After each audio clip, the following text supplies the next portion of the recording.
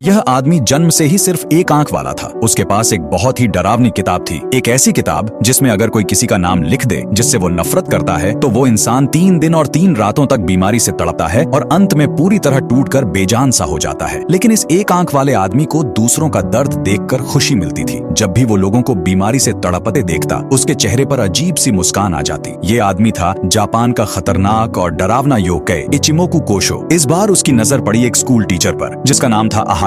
इचिमोकु कोशो को लगा कि एक टीचर के कई छात्र उससे जरूर नाराज होंगे। तभी उसे सामने से एक लड़की आती दिखाई दी जो बड़बड़ाते हुए अहाई टीचर की बुराई कर रही थी। इचिमोकु कोशो ने जादू से खुद को आम आदमी का रूप दे दिया और लड़की का रास्ता रोककर पूछा, क्या अहाई टीचर ने तुम्हें कुछ परेशान किया है? लड़की सीधी सादी थी और उसके मन में भरा गुस्सा किसी से कहने वाला नहीं था, इसलिए वो टीचर की बुराई करने लगी। पर उसकी बातें छोटी छोटी शिकायतें थीं, जैसे समय पर छुट्टी ना देना या होमवर्क ज्यादा देना। इचिमोकु कोशो समझ गया कि लड़की के मन में असली नफरत नहीं है, इसलिए उसने अगला निशाना बनाया, क्लास का सबसे शरारती लड़का मोटू। अब इचिमोकु कोशो ने जेब से एक मांस का बंडल निकाला और मोटू को लालच देकर कहा, अगर तुम जाकर गुरुजी के सामने अहाई टीचर की बुराई करोगे तो ये मांस तुम्हारा हो जाएगा। खाने के लालच में मोटू झूठ बोलता है कि टीचर उसे नापसंद करते हैं, मारते हैं। गुरुजी ने अहाई को बुलाया और पूछा कि क्या वो सच में बच्चों पर हाथ उठाते हैं। अहाई एक दयालु इंसान था, वो जानता था कि मोटू झूठ बोल रहा है, लेकिन उसने उसे बचाने के लिए कुछ नहीं कहा और चुपचाप सारी गलती खुद पर ले ली। गुरुजी जो अहाई को हमेशा एक अच्छा टीचर मानते थे,